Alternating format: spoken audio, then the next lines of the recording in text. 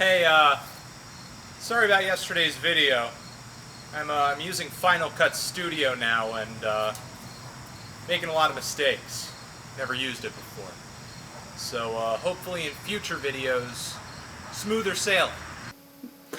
Hi everyone, Anthony Fantano here, the internet's wheeziest music nerd, and it's time for an album review, Lil Wayne's The Carter 4. I've gotten a ton of requests to do this LP, and we also did this yesterday, on yesterday's video.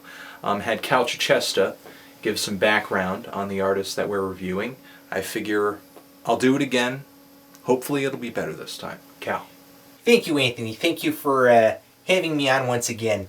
Alright, Lil Wayne is a rhymer. He rhymes over beats, and his new album is The Carter IV, which is a double entendre, a deeper meaning, if you will, about the Ivy League education, which is why you see the child on the front of the record cover with the martyr bard in the graduation gown. He just gets better and better at that, doesn't he? So a lot of you have probably already heard this LP. I've gotten a ton of requests for it, but usually the requests for this album come tagged with, oh, it sucks, or you're gonna hate it, or tear it apart. And I wasn't looking forward to listening to this album. I would have rather, kind of passed by it, especially after hearing Lil Wayne go auto-tuned white guy strumming a guitar in a coffee shop while wearing a scarf on the song How to Love. And I listened to this, but I'm not seeing the reason for all the hate. Isn't this the kind of stuff that Lil Wayne has built the Young Money brand on? Simple, poppy beats, a southern feel, poppin' bottles, money, jewels, sex, really shallow emotions, and when it tries to be emotional, it's like funny. Too many features, no consistency, a lot of auto-tune, and just pretty much a focus on the singles. I really gotta call bullshit on this, and not on Lil Wayne, not on this album, but on music fans who have been praising him but are now turning around on this album and saying it's bad. And I think Lil Wayne is actually kind of taking a bullet from music fans who will critique him but then turn around and praise artists who are either copying his style or the style of artists who he fronts on Young Money Records, like Lil B, Childish Gambino, The Weeknd, various members of Odd Future. If you love the party raps and the cheesy brags and the plastic production and the hedonism and the forgettable quotables that these guys throw at you, you should be opening your wallet and shelling out your money for a copy of this thing. I would say something like it doesn't make sense, but it actually does, because Lil Wayne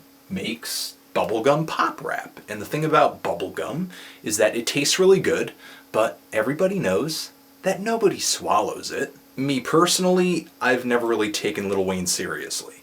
So that actually kind of helped me with liking a lot of parts on this album. I didn't expect a lot, I didn't get a lot, so I wasn't disappointed. And some of his lines, as cheesy as they can be, they stick in my head. Hear no evil, see no evil, Helen Keller.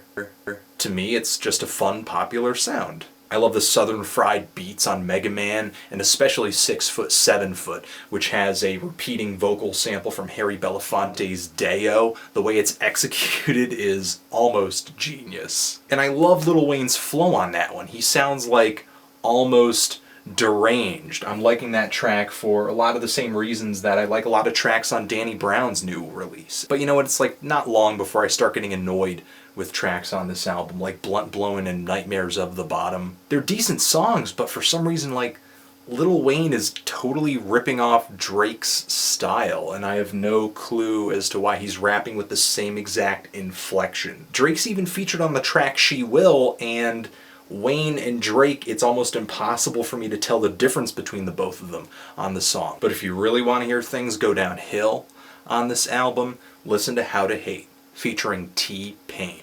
And I know that guy was important when it came to popularizing auto-tune, and of course he brings it on this track. The way T-Pain is using auto-tune, the way it's mixed, the way it's processed, I'm not sure what it is, but it sounds like a test of the emergency broadcast system. It does. It hurts.